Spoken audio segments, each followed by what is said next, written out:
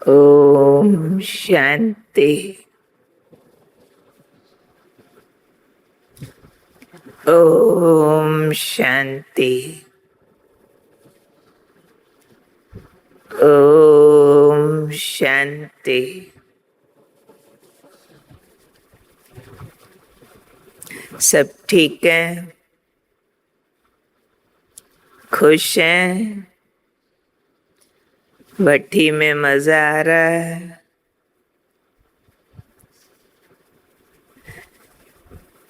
आज सबको वापस जाना है। जाने का दिल कर रहा है कि नहीं? नहीं जाना? नहीं जाना? यहीं रहना? यहीं रहना? जिनको भट्टी में बहुत अच्छा लगा वो हाथ खड़ा करो।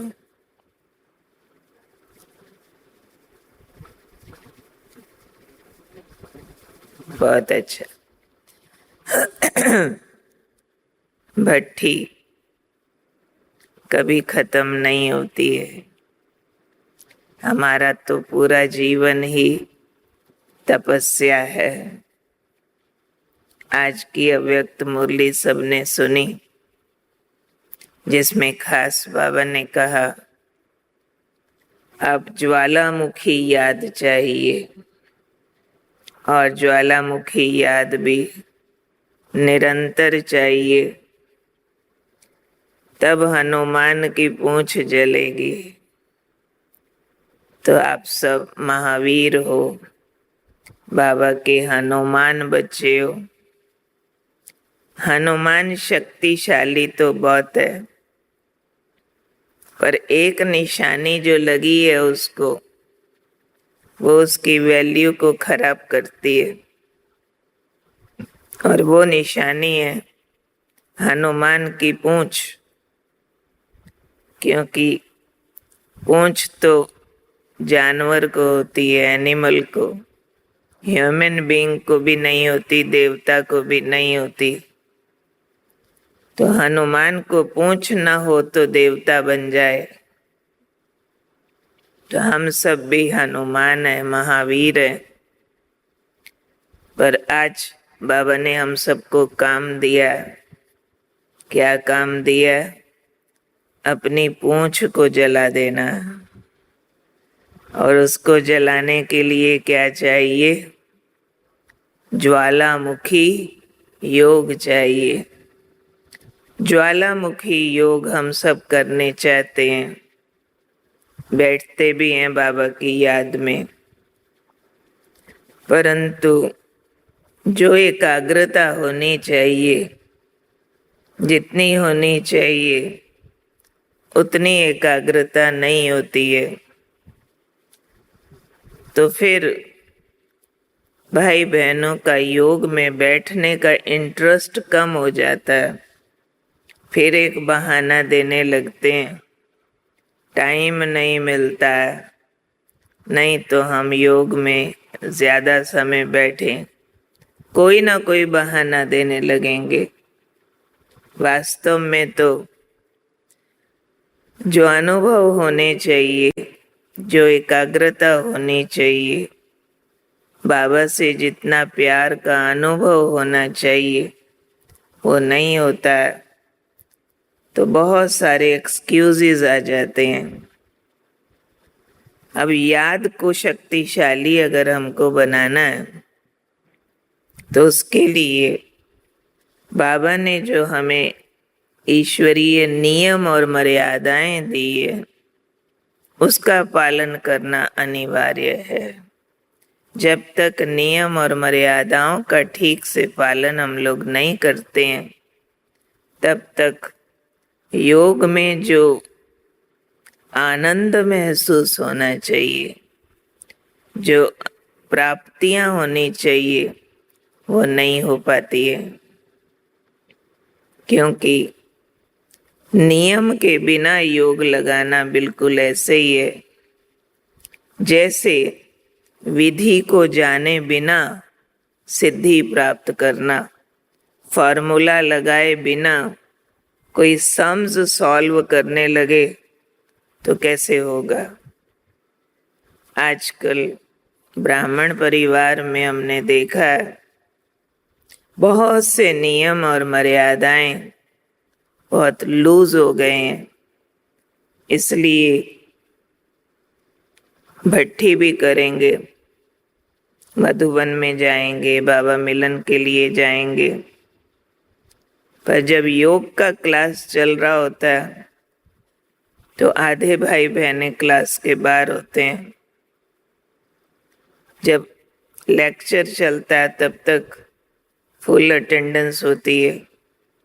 बहुत सी क्लासेस में तो मधुबन में भाई बहनें बाहर मार्केट में घूमते रहते हैं, क्योंकि जो एकाग्रता होनी चाहिए वो एकाग्रता नहीं बनती। तो आज इसीलिए मैंने कहा इस टॉपिक को हम दोबारा लेते हैं। कौन सा टॉपिक? ईश्वरीय नियम और मर्यादाएं जो बाबा ने हमें सिखाई है। हमारे पंजाब जोन के इंचार्ज चीफ थे दादी चंद्रमणि। वो चंडीगढ़ में हमारे पास बार बार आते थे, ज़्यादा अमृतसर में रहते थे, और जब भी आएंगे 2 महीना बाद भी आएंगे तो आके बोलते थे अचल दीदी को कि लाओ मर्यादाओं वाली बुक लेके आओ, मैं पढ़ के सुनाऊंगी। अचल दीदी उनको बोलते थे, दादी आप लास्ट टाइम आए थे ना तो आपने मर्यादाएं सुनाई थी। तो दादी चंद्रमणि बोलते थे, अरे मुट्ठी ये सब भूल जाते हैं, इनको बार बार मर्यादाएं पक्की करानी होती है, बार बार पक्की करानी होती है, क्योंकि मर्यादा ढीली होती है तो योग भी ढीला हो जाता है, और योग ढीला होता है तो और धारणाएं ढीली हो जाती हैं, फिर सेवाएं करते आपस में टकराव पैदा होता है और चढ़ती कला होने के बजाय हमारी प्रोग्रेस रुक जाती है।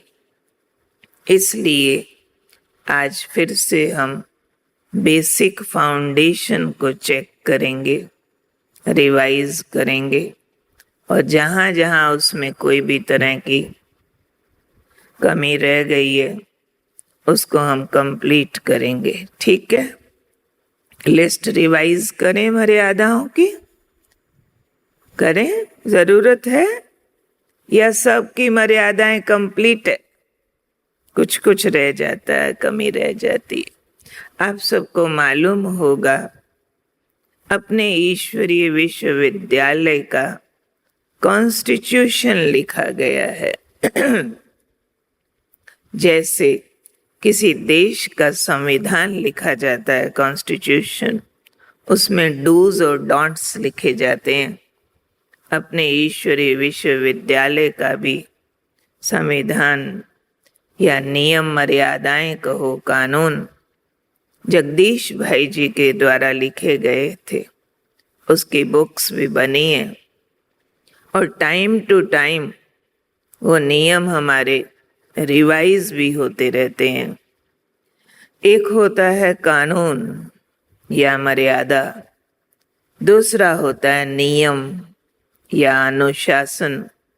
दोनों में डिफरेंस है, इस बात को समझना ठीक से। कानून मीन्स बाइंड लॉज, लॉ। कानून का उल्लंघन अपराध होता है। कानून वो चीज है जिसको आप क्रॉस नहीं कर सकते, वो ऑफेंस हो जाता है, अपराध हो जाता है। जिस तरह से लौकिक दुनिया में किसी का मर्डर करना ये कानून की ओर से उल्लंघन है, अपराध है, चाहे सामने वाला चोर है, चाहे उसने आपको पीटा है, आप मर्डर नहीं कर सकते।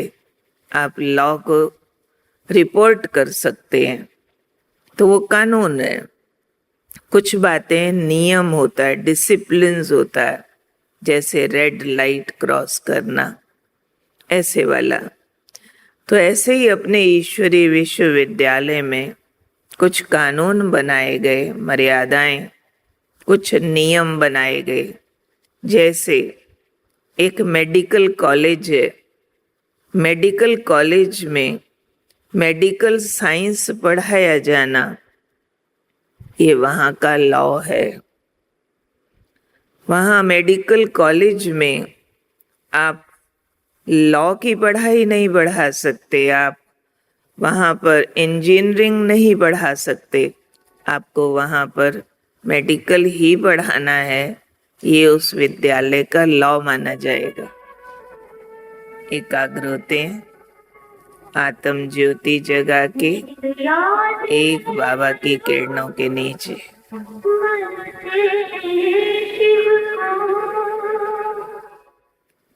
ओम शांति।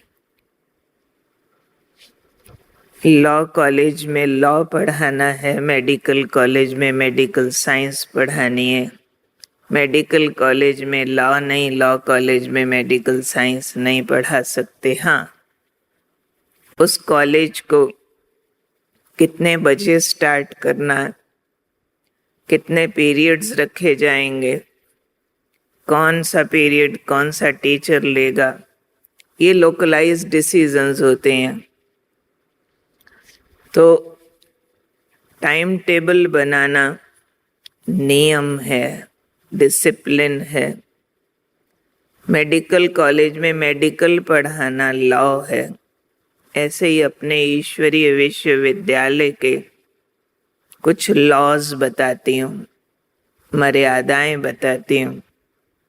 सबसे पहली मर्यादा अपने ईश्वरीय विश्वविद्यालय में आने वाले स्टूडेंट्स के लिए, जो अपने आप को प्रजापिता ब्रह्मा की संतान ब्राह्मण कहलाते हैं, उनके लिए पहली मर्यादा, कानून, अनिवार्य रूप से जिसका पालन किया जाना चाहिए, वो है ब्रह्मचर्य व्रत की पालना, जिसको अपने यहाँ पवित्रता कहा जाता है। क्योंकि शिव बाबा अवतरित हुए ही हैं हम सबको मनुष्य से देवता बनाने के लिए, पतित को पावन बनाने के लिए, नरक को स्वर्ग बनाने के लिए। और शिव भगवानुवाच कि काम विकार ने स्वर्ग को नरक बनाया है, अब पवित्र बनो। तो इस पवित्रता के बल से आप योगी बन करके फिर से पूरी सृष्टि को नरक से स्वर्ग बना सकते हो। ये बाबा ने इतना अकाट्य नियम दिया, इतनी स्ट्रिक्ट मर्यादा दी, जो हैदराबाद सिंध से लेकर अब तक भी पूरी सोसाइटी का कितना अपोजिशन हुआ इस ब्रह्मचर्य के व्रत के ऊपर। लेकिन बाबा ने इस नियम को कभी भी लूज भी नहीं होने दिया। यहाँ तक बाबा कहते हैं पवित्रता सिर्फ ब्रह्मचर्य व्रत तक ही नहीं है, लेकिन ब्रह्मचर्य व्रत भी मनसा वाचा कर्मणा संकल्प स्वपन तक भी ब्रह्मचर्य हो।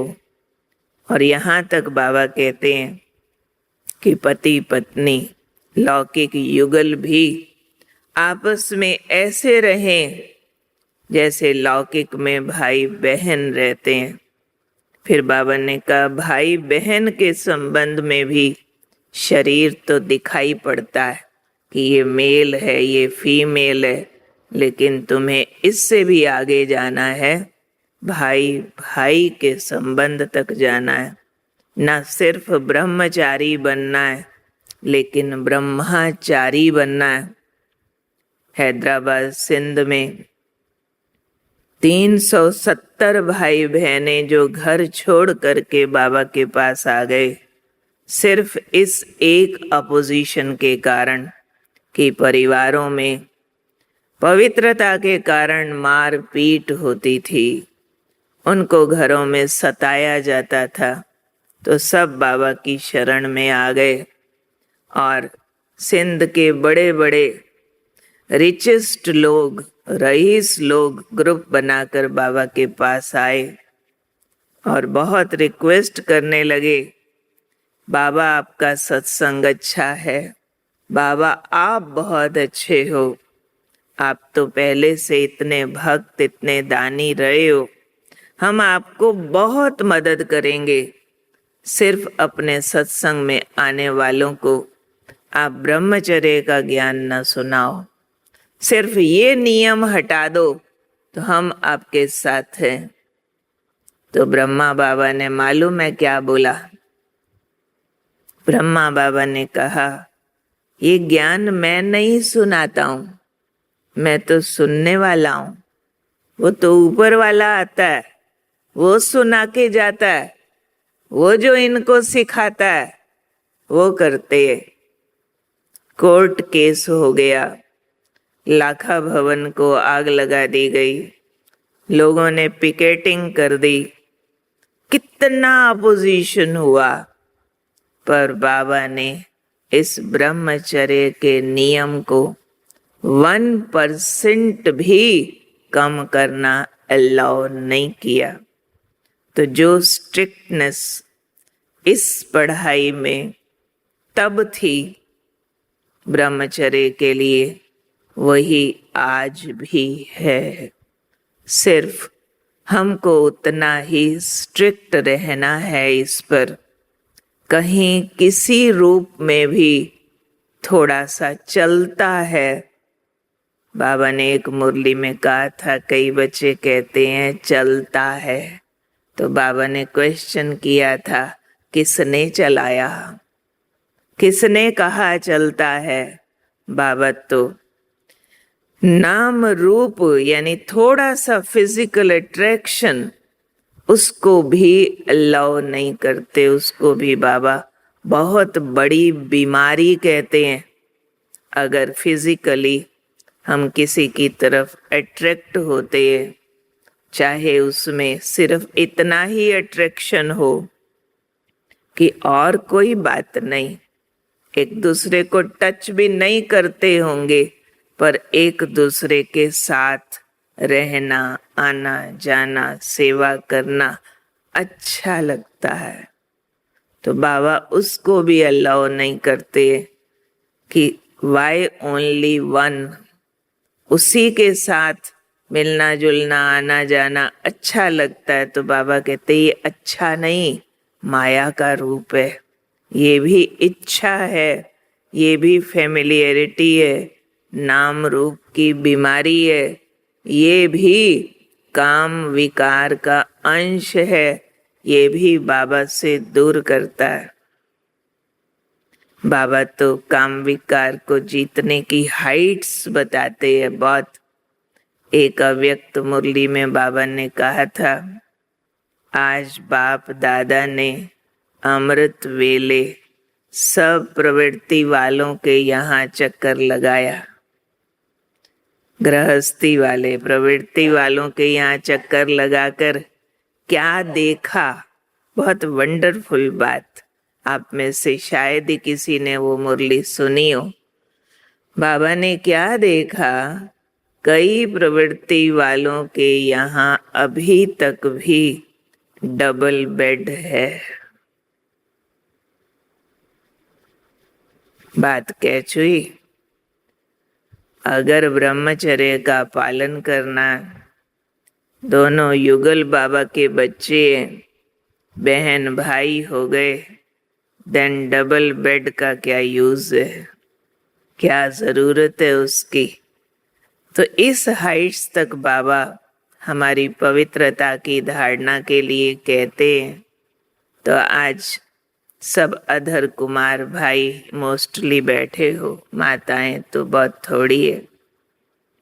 सभी रीचेक करो अपनी प्योरिटी को। बहुत बाबा के बच्चे शिकायत करते हैं कि योग में अनुभव नहीं होता। कोई कोई कहते हैं लंबा टाइम योग में बैठो तो यही नहीं मालूम पड़ता क्या सोचना है। बाबा के साथ गहरा संबंध अनुभव नहीं होता। तो इसका एक ही रीजन है, अभी तक हमारा प्यार कोई न कोई देहधारियों की तरफ बंटा हुआ है। क्योंकि ये जीवन, ये मन एक मयान की तरह है। जैसे तलवार का कवर होता है जिसको मयान बोलते हैं, उस तलवार के मयान में एक बार में एक तलवार ही पूरी आ सकती है। एक मयान में 2 तलवार कभी पूरी नहीं आ सकती। ऐसे ही एक जीवन में या तो जीवन काम हवाले या तो जीवन राम हवाले। अगर थोड़ा भी काम विकार है जीवन में, किसी के लिए कोई फिजिकल अट्रैक्शन है, कोई अटैचमेंट है, फिर योग लग नहीं सकता। तो चेक करेंगे सभी। भट्ठी में आए हैं ना, तो भट्ठी मीन्स टोटल प्योरिफिकेशन। तो चेक करेंगे सभी। प्रवृत्ति वाले संपूर्ण ब्रह्मचर्य है या कहीं खंडित होता है, या मनसा में कोई तूफान आते हैं, या फिर वैसे पवित्र रहते हैं, ब्रह्मचर्य का पालन करते हैं, लेकिन कोई वल्गर वीडियोस देखते हैं, या दुनिया में फिजिकली जो भी अट्रैक्शन वाले लोग हैं हमें वो अट्रैक्ट करते हैं।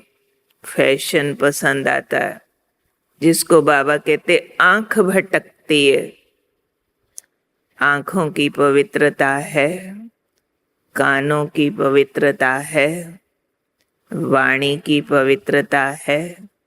इनमें कहीं विकारों की बदबू तो नहीं, कहीं वाणी से ऐसा हंसी मजाक तो नहीं करते जिसमें कोई विकार बढ़ जाए किसी में।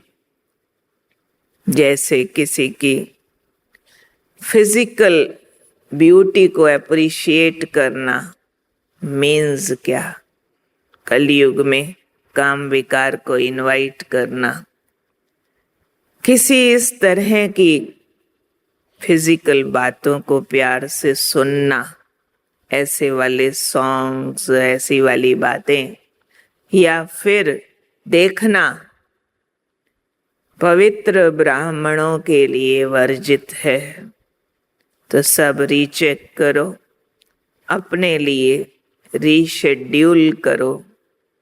अपनी आंखों की पवित्रता, वाणी की पवित्रता, कानों की पवित्रता, मन की पवित्रता, सभी अपने को मार्क्स लिखो। कितने मार्क्स देते हो पवित्रता को, और जितने मार्क्स में कमी है उसको कंप्लीट करने के लिए बाबा के सामने दृढ़ संकल्प करो। क्योंकि हम भगवान के बच्चे हैं जो पवित्रता का सागर है। हम ब्रह्मा की संतान हैं जो संपूर्ण पवित्र है। हम जगदम्बा माँ सरस्वती के बच्चे हैं जो पवित्रता की देवी है। तो उनके बच्चों में कोई अंश मात्र भी अपवित्रता नहीं होनी चाहिए। और ये हमारे इस ईश्वरीय विश्वविद्यालय का ट्रेडमार्क है। ये हमारे यहाँ का एम्बलम है, ये हमारे यहाँ का कोट ऑफ आर्म्स है। क्या? पवित्रता। पूरे संसार में प्रजापिता ब्रह्मा कुमारी ईश्वरीय विश्वविद्यालय इस बात के लिए फेमस है कि ब्रह्मा कुमारियों के यहाँ नहीं जाना। क्यों नहीं जाना? यहाँ जाएंगे तो ये आपको बहन भाई बना देंगी। है ना ऐसा? तमिलनाडु में भी ऐसा बोलते हैं ना, ब्रह्मा कुमारी के यहाँ नहीं जाना, ये लोग आपको भाई बहन बना देंगी। तो पहले कोई कोई लोग हमको बोलते थे, आपके यहाँ भाई बहन बनाया जाता है क्या? हम उनको बोलते थे, नाना हम तो किसी को भाई बहन नहीं बनाते हैं, परिवारों वाले आते हैं सब। कहते अच्छा आप घर बार छुड़ा देते हो? हम बोलते थे नहीं। अभी आजकल कोई बोलता है कि आपके यहाँ जो आते हैं वो सब भाई बहन बन जाते हैं। अभी हम बोलते हाँ जी, हाँ जी बनते हैं। यहाँ कौन बनाता है? उनको हम बोलते सोच के देखो, पूरे संसार में अगर कोई ऐसा स्थान है जहां आने से विषय विकारों में रहने वाले पति पत्नी की आपस में भावना भाई बहन वाली बन जाए, तो समझ जाना चाहिए कि यहाँ ही भगवान आया है। वरना तो इस भावना को पैदा करने के लिए ऋषि मुनि गृहस्थी छोड़कर जंगलों में चले जाते हैं। तो भी अगर शहरों में संसार में वापिस आते तो शादी कर लेते हैं। उनका वो ब्रह्मचर्य घर गृहस्थ में धारण नहीं होता है। और कोई संस्था में आने वाले यंग कपल्स एक घर में रह करके आपस में पूरा परिवार चलाते हुए भाई बहन की दृष्टि वृत्ति से रहते हैं, तो समझ जाओ ना इनको भगवान मिला है। क्योंकि भगवान के सिवाय ऐसी गृहस्थी बनाने की ताकत पूरे संसार में और किसी में नहीं है। पूरे वर्ल्ड में एक रिलीजन भी नहीं, एक भी नहीं, जहां आने वाले सब उनके फॉलोअर्स ब्रह्मचर्य का पालन करते हों।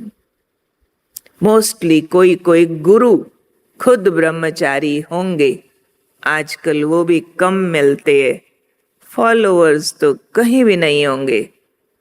तो इसलिए we should feel proud on ourselves.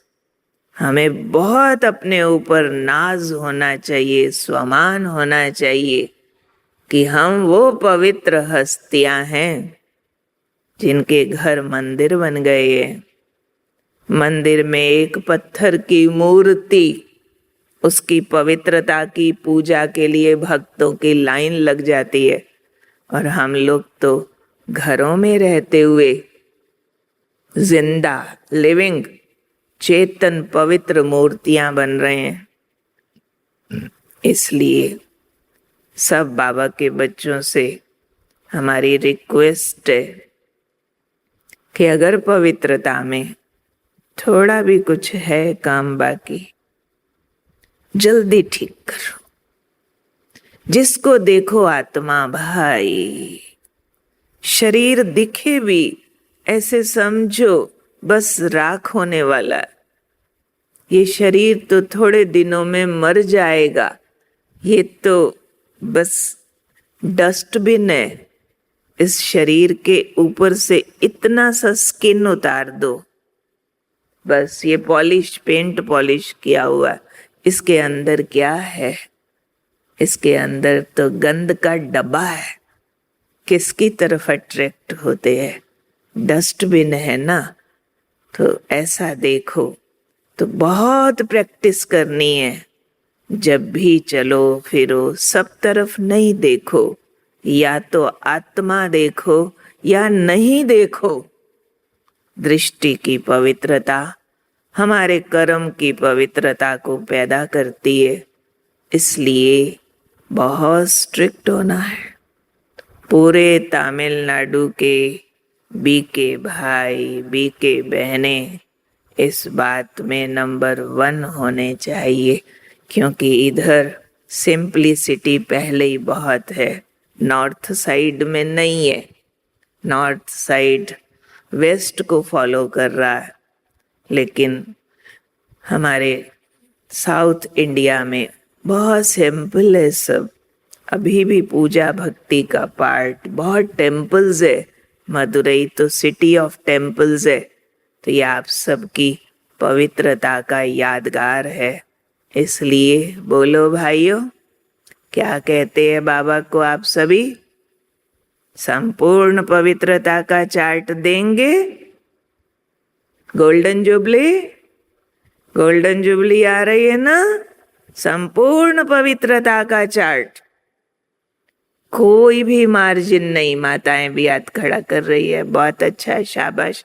अपने लिए ताली बजाओ, अच्छी वाली ताली बजाओ, अपने को शाबाश करो, अपनी पीठ थपथपाओ कि हम पवित्रता के सागर के संपूर्ण पवित्र बच्चे हैं।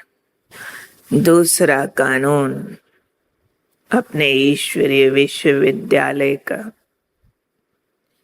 दूसरी मर्यादा वो है अमृत वेला। बाबा ने एक मुरली में कहा था, जो ब्राह्मण अमृत वेला नहीं करते वो हाफ कास्ट ब्राह्मण है। हाफ ब्राह्मण तो हाफ कौन हो गया? शूद्र। अमृत वेला मिस करने से हाफ ब्राह्मण मिस होता है। इसलिए इस मर्यादा को भी कभी उल्लंघन नहीं करना। बहुत बाबा के बच्चों से हम बात करते हैं तो उनसे पूछते हैं कि आप अमृत वेला करते हैं? बोलते हैं हाँ जी। डेली करते हैं? जी दीदी। कभी मिस तो नहीं करते? कहते दीदी कभी कभी मिस हो जाता है। क्यों मिस होता है? कभी तबीयत खराब होती है तो, कभी रात देरी से सोते हैं तो, कभी थक जाते हैं तो, कभी कभी रात को गर्मी होती है ना, नींद नहीं आती है, मच्छर काटता है, फिर सुबह सुबह नींद बहुत अच्छी आती है। नहीं तो हम अमृत वेला हर रोज करते हैं, डेली करते हैं। अब अमृत वेला 365 डेज में से कितना दिन करना कंपल्सरी है, कितना दिन करना मिस करना अलाउड है? कितना हॉलीडेज अलाउड है हमको अमृत वेला की? कितनी छुट्टी अलाउड है इन a year, in a month? कितनी छुट्टी अलाउड है? कोई नहीं, कोई नहीं। वंस इन 7 days, 7 दिन में एक छुट्टी गवर्नमेंट भी देती है ना, वो बड़ी गवर्नमेंट देती है। 7 दिन में एक छुट्टी अमृत वेला मिस कर दो, मिलती है? नहीं मिलती है। आप सबने सुना होगा, फिर भी रिपीट करती हूँ। मम्मा मुंबई गए, पहुंचे, ट्रैवल किया था, रात सोने में लेट हो गए। मम्मा हमेशा 2 बजे उठते थे। जब सोने में लेट हो गए तो रमेश भाई ने पूछा मम्मा से, मम्मा अभी तो आप देरी से सो रहे हैं ना, अभी तो आप अमृत वेला 2 बजे नहीं उठेंगे ना? तो मम्मा ने रमेश भाई को बोला, रमेश बच्चे, बाबा ने कौन सी मुरली में कहा है जिस दिन लेट सो उस दिन अमृत वेला नहीं करना? कहा है किसी मुरली में? बाबा ने कोई मुरली में बोला कि रात सोने में देरी हो जाए तो अमृत वेला मिस कर सकते हैं, कर सकते हैं, अलाउड। बीमार हो जाओ तो अमृत वेला मिस करना। बाबा तो कहते थे बेड पर पड़ा है ना, उसका बेड भी हॉल में ले आओ। शरीर भी छोड़े ना, बाबा की याद में शरीर छोड़े। दीदी मनमोहिनी कहा करते थे कि एक ब्रह्मा कुमार या ब्रह्मा कुमारी, जिंदा या मरा हुआ, अमृत वेला बाबा के कमरे में ही मिलना चाहिए। चाहे जिंदा हो चाहे शरीर छोड़ देवे, लेकिन बाबा रूम में होना चाहिए। वो इतने स्ट्रिक्ट थे दीदी मनमोहिनी। तो हम सब भी इस मर्यादा को उतना स्ट्रिक्टली पालन करें। अमृत वेला मीन्स 365 डेज। आंधी हो तूफान हो, अंडर ऑल सर्कमस्टांसेस हमको करना है, मीन्स करना है। आप में से कौन से भाई बहने जो अमृत वेला कभी मिस नहीं करते हैं? वो हाथ खड़ा कर। कभी मिस नहीं करते। देखो खड़े होके बोल रहे, खड़े हो जाओ जो कभी मिस नहीं करते हैं। खड़े हो जाओ, खड़े हो जाओ, खड़े हो जाओ जो कभी मिस नहीं करते हैं। खड़े हो, खड़े हो जाओ।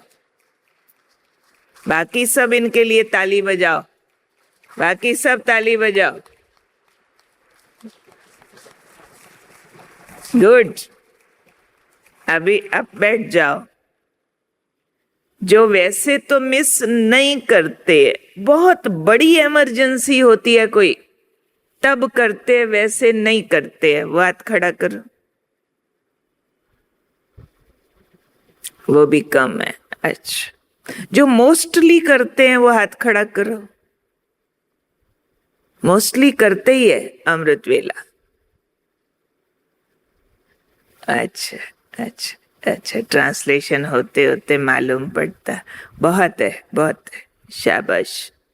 लेकिन अभी जिनका भी मिस होता है, आज बाबा के सामने दृढ़ संकल्प करो, बाबा हम रात देरी से सोएंगे तो भी, थक जाएंगे तो भी, हमको बीमारी आएगी तो भी, हम कभी अमृत वेला मिस नहीं करेंगे, क्योंकि सवेरे सवेरे बाबा मिलने आता है। बाबा वरदान देता है। बाबा कहता है ये सवेरे का टाइम मेरे बच्चों के लिए है, 5 बजे के बाद का टाइम तो भक्तों के लिए है। बच्चों को तो वर्षा देता हूँ और भक्तों को तो भीख देता हूँ। वो तो मांगने के लिए आते हैं। तो फिर भिखारियों की लाइन में अगर अपना बच्चा खड़ा हो तो अपने को कैसा लगेगा? सोच कर देखो बाबा को कैसा लगता होगा। इसलिए अपना जो ऑफिशियल मधुबन का अमृत वेला का टाइम है वो है 4 to 4:45। मिनिमम 45 मिनट्स एकाग्र होके याद की यात्रा में बैठना। तो बाबा ने एक मुरली में कहा था, जो 4 बजे उठता है वो योगी है। जो 4 बजे से पहले उठता है, 2 से 4 के बीच भी, या 2 से 5 अमृत वेला करता है, वो महायोगी है। और जो 5 बजे उठता है वो भक्त है। जो 6 बजे उठता है वो भोगी है। जो 7 बजे उठता है वो रोगी है। जो 7 बजे के 8 बजे के भी बाद उठता है वो क्रिमिनल है।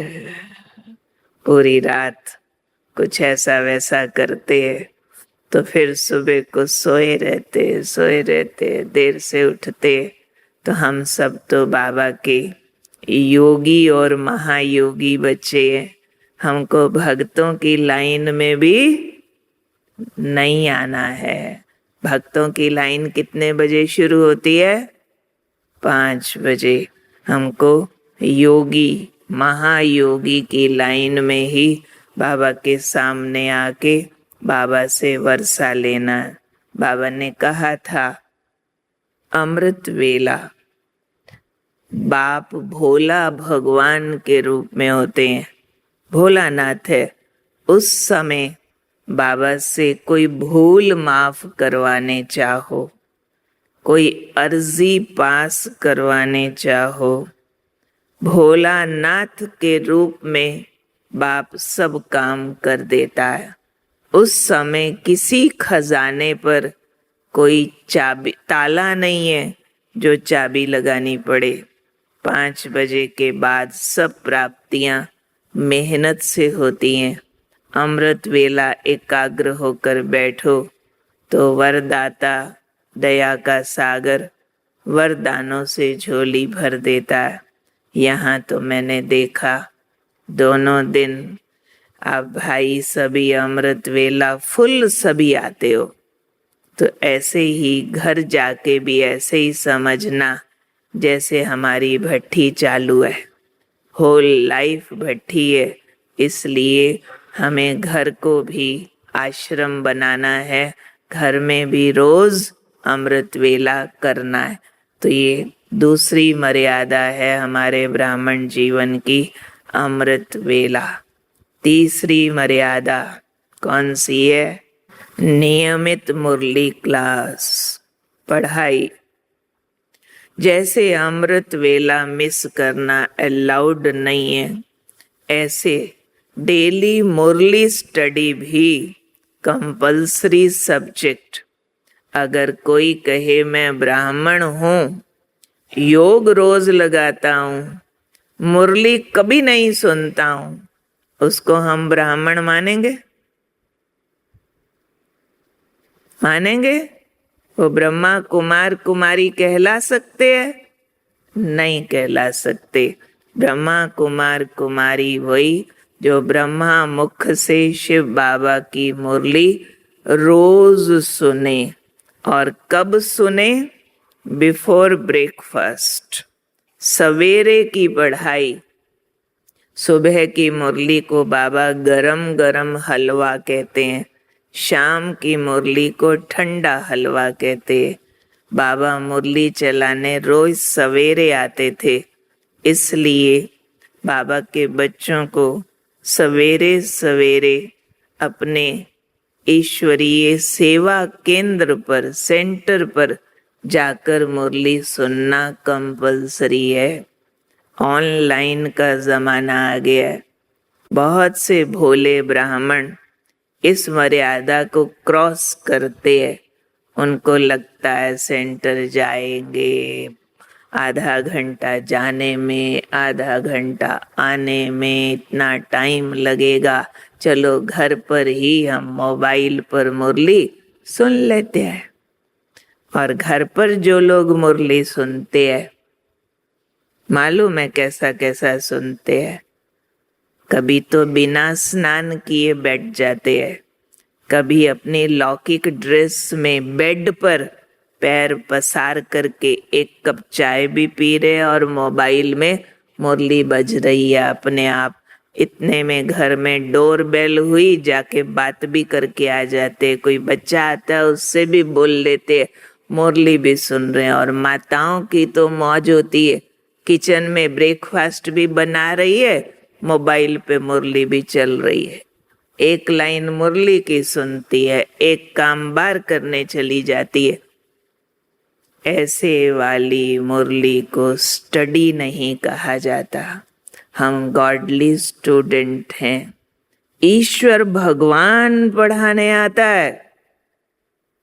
पढ़ाने वाला प्रोफेसर कितना बड़ा आदमी है, उसकी पढ़ाई ऑफिशियली नहा धो के, वाइट ड्रेस पहन के, बैज लगा के, नोटबुक पेन लेकर के सेंटर पर क्लासरूम में आके ऑफिशियली नोट्स लेके मुरली सुनना, ये हमारे ईश्वरीय विश्वविद्यालय का कानून है।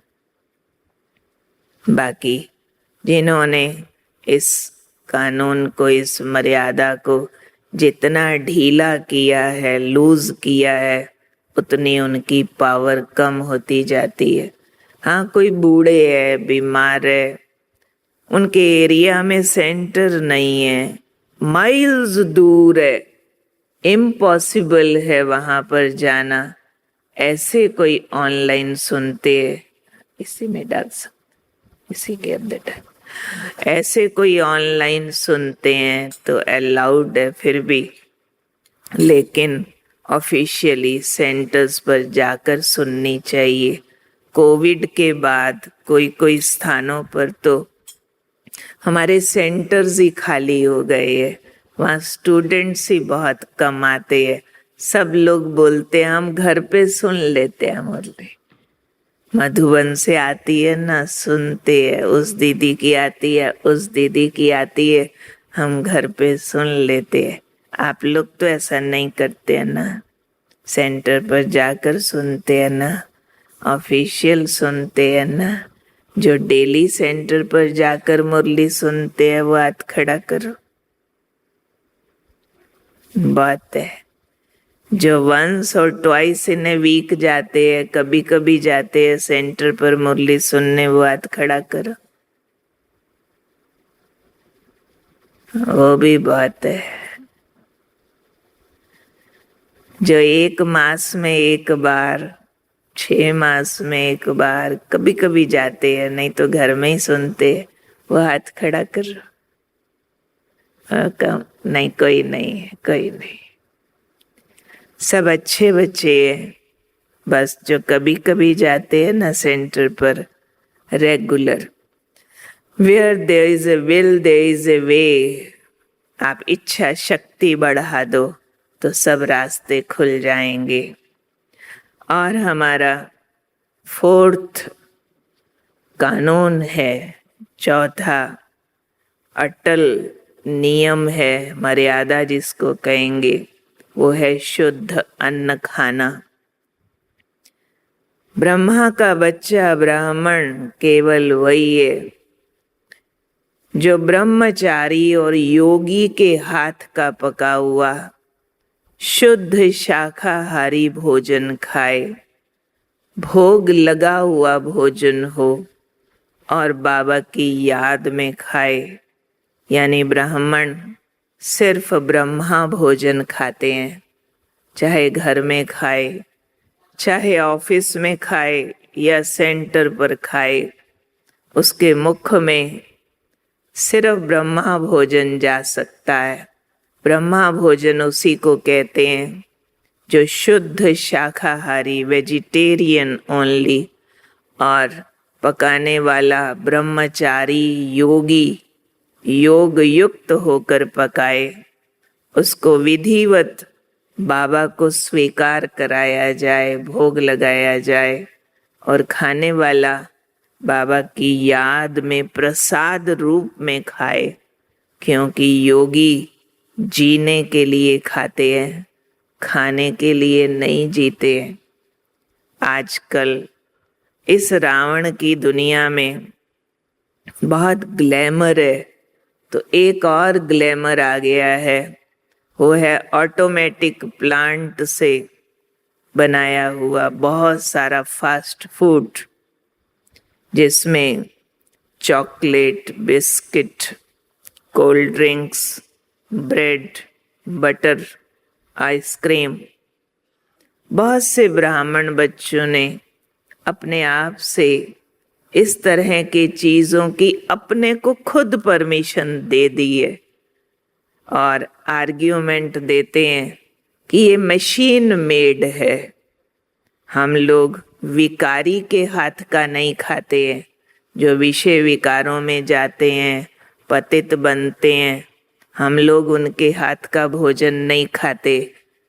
तो बहुत बाबा के बच्चे कहते हैं ये जो मशीन मेड है ना, तो मशीन तो विकारी नहीं होती है, मशीन तो प्योर है, वो तो विकारों में नहीं जाती है ना। तो मशीन मेड तो खा सकते हैं, ओके, मशीन विकारों में नहीं जाती है, लेकिन मशीन योग भी तो नहीं लगाती है।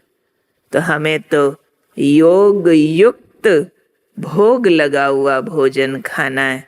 मशीन मेड कहीं कहीं परमिट किया था दादी प्रकाश मणि जी ने, लेकिन एकदम इमरजेंसी सिचुएशंस में अलाउ किया था, स्वाद के लिए नहीं।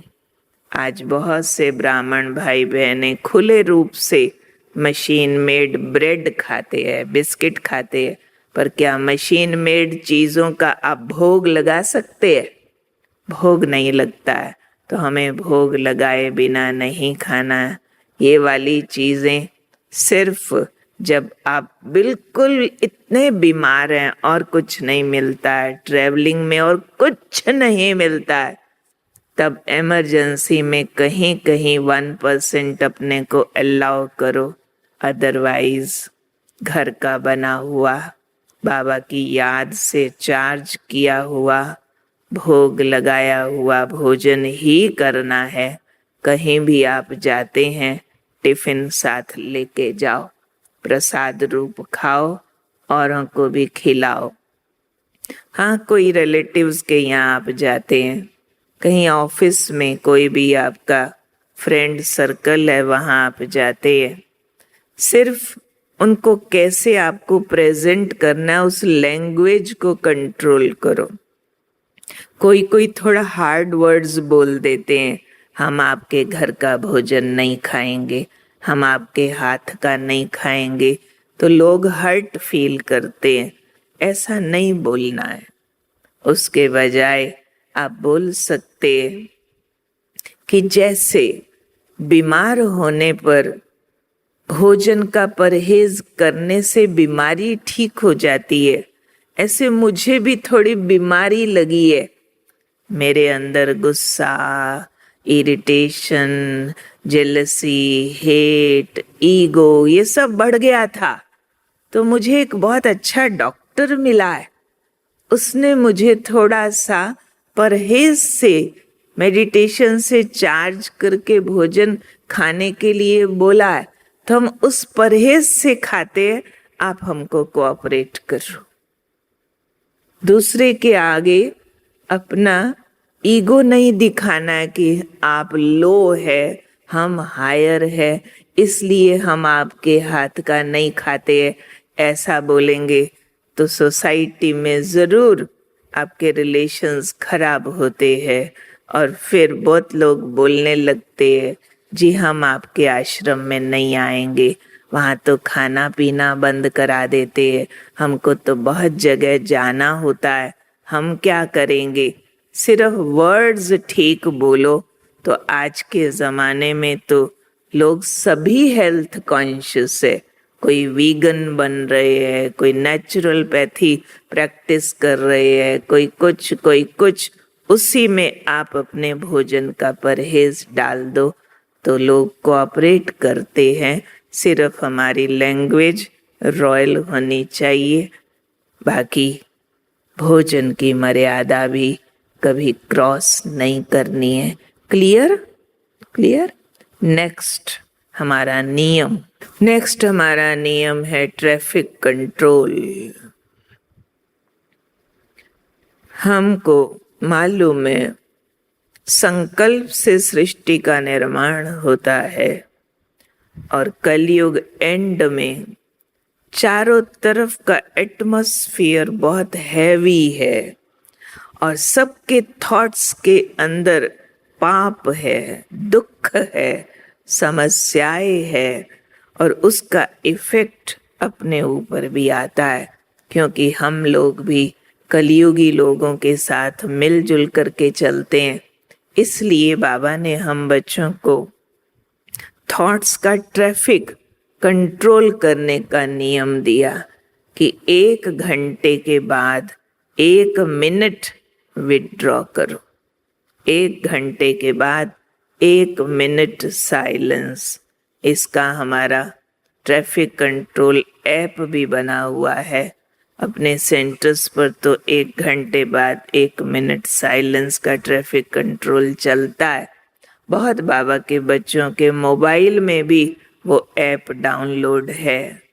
आपके पास किस किस के पास ट्रैफिक कंट्रोल ऐप डाउनलोडेड है? बहुतों के पास है। जिसके पास नहीं है, एक दूसरे की हेल्प लेके अपने मोबाइल में डाउनलोड करो, नहीं तो अपने आप से 1 घंटे के बाद 1 मिनट साइलेंस। उसका सॉन्ग भी फिक्स है, शांति की शक्ति से शांति जग में लानी है। शांत मन हो, तन हो शीतल, ऐसी दुनिया बनानी है। 5 times 3 minutes सॉन्ग, 5 बार 3-3 मिनट का ट्रैफिक कंट्रोल है। सुबह 7 बजे, फिर 10:30, then 12 o'clock, then 5:30, then 7:30। 5 times 3 minutes traffic control और 1 मिनट after every 1 hour from morning 4 o'clock to night 10 o'clock। 1 घंटे में 1 मिनट साइलेंस करने से आपका मन जो दुनिया में कर्म में बिखर जाता है, स्थूल हो जाता है, कोई कमी कमजोरी के प्रभाव में आ जाता है, वो सब सिमट करके वापिस आ जाता है। नेक्स्ट नियम, नौमे शाम का नियम। बाबा ने ये सिखाया कि जितना महत्व अपने इस ईश्वरीय जीवन में अमृत वेला का है, उतना ही महत्व नौमे शाम का है। क्योंकि दोनों ही पीरियड ऐसे हैं जिसमें 2 वेला मिलती है, संधि काल है। दोनों टाइम अमृत वेला रात जाती है, दिन आता है, और नौमे शाम के समय दिन पूरा होता है, रात आती है। भक्ति मार्ग में भी इवनिंग टाइम प्रेयर्स करते हैं, पूजा करते हैं, नौमे शाम करते हैं। भक्ति में भी सब करते हैं। दादी जानकी कहते थे, मैंने कभी नौमे शाम मिस नहीं किया है। नौमे शाम का टाइम हमारा मनसा सेवा पीरियड है। अगर विनाश काल में इविल सोल्स के अटैक से बचना है, नेचुरल कैलेमिटीज के प्रकोप से बचना है, अगर अंत काल में बीमारियों के अटैक से बचना है, धन के संकट से बचना है, अपने संबंधियों की मारामारी से बचना है, तो अभी से सबकी मनसा सेवा करो। क्योंकि बाबा ने कहा है, ये मनसा सेवा आपकी प्रजा तैयार करेगी। मनसा के द्वारा दुखी अशांत आत्माओं को सुख शांति का दान दो। मनसा के द्वारा प्रकृति को पवित्र किरणें दो। मनसा के द्वारा भटकती हुई आत्माओं को मुक्ति दो। मनसा के द्वारा आप अपने विकर्मों को विनाश करने की शक्ति दो, तो विकर्मों के बंधनों से मुक्त होके मुक्ति धाम चले जाएंगे। इसलिए नौमे शाम इवनिंग पीरियड हमारी दिनचर्या को वाइंड अप करने का पीरियड है। तो वाइंड अप भी एप्रोप्रिएट करना हमको, ताकि दिन में कोई अच्छा हुआ, कुछ बुरा हुआ, सब को समेट कर हम एकदम पीस मैसेंजर हो जाएं। सुबह 4 से 8 का पीरियड, शाम को भी 4 से 8 का पीरियड।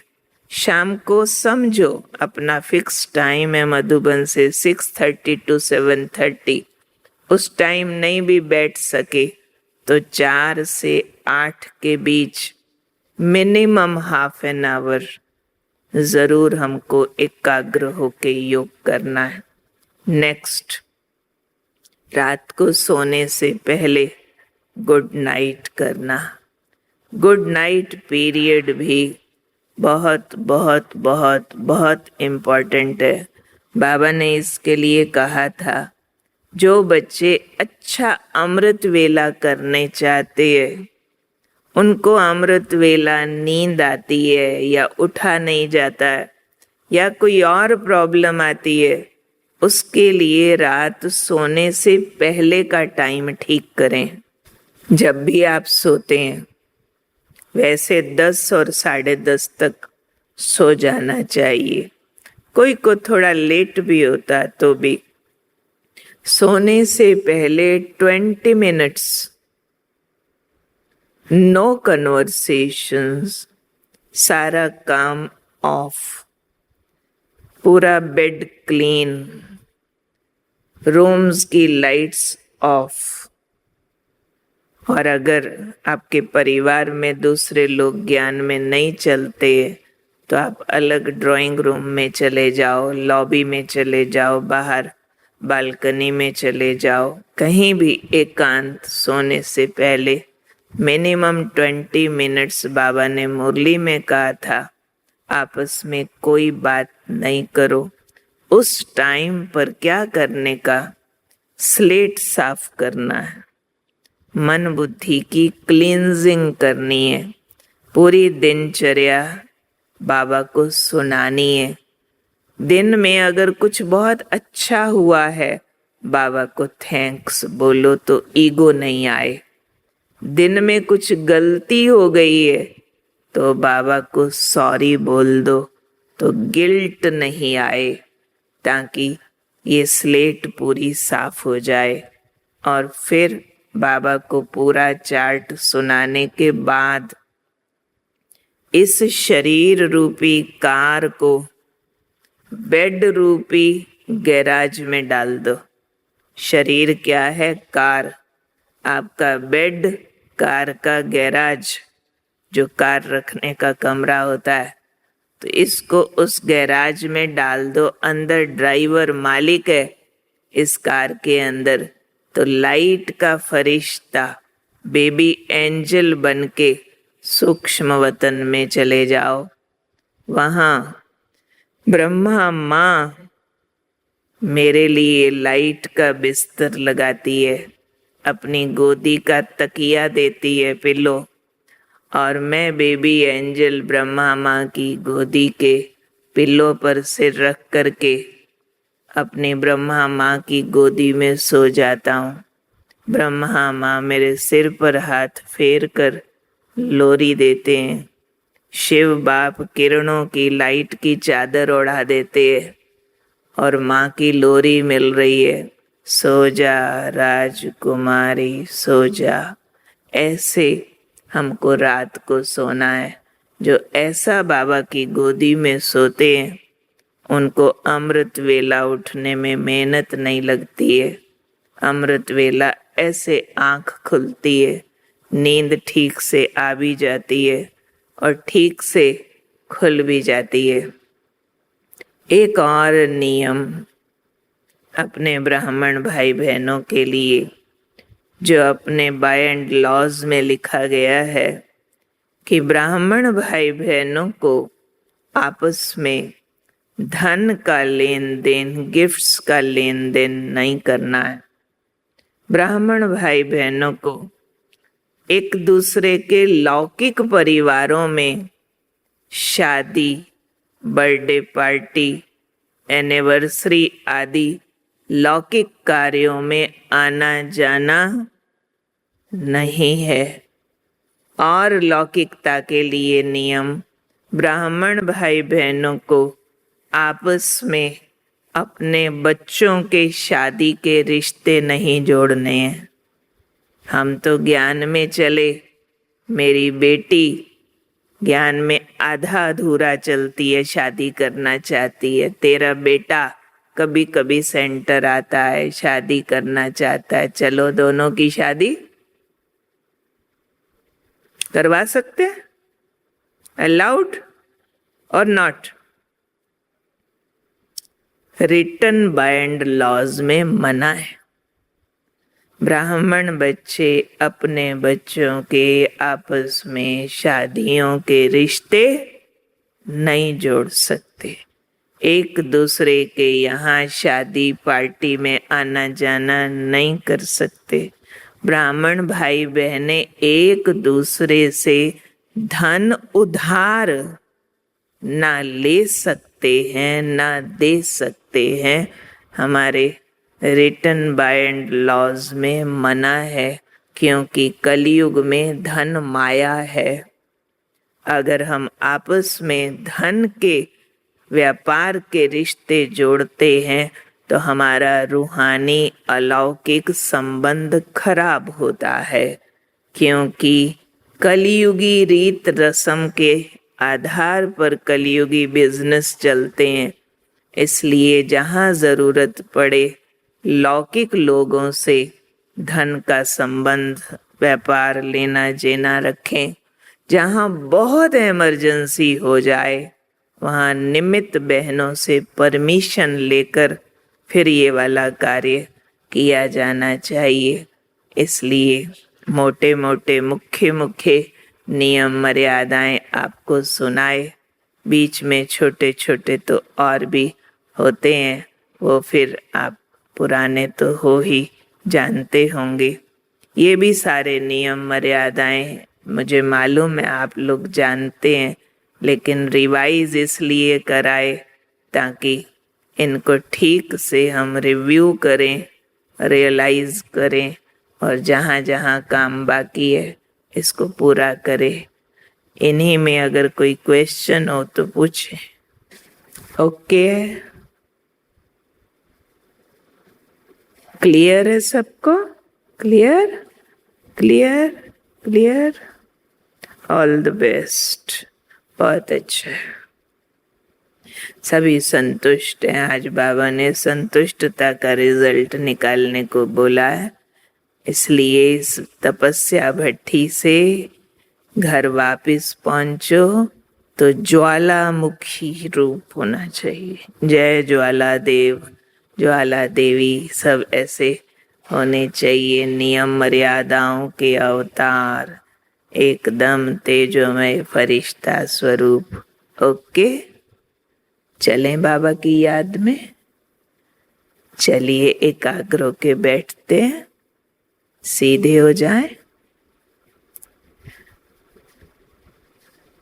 आत्म ज्योति जगाएंगे, बहुत प्यार से बाबा की ओर देखेंगे, जैसे बाबा यहाँ ही आ गए हैं और बाबा अपनी सारी शक्तियाँ अपने दृष्टि से मुझे विल कर रहे हैं।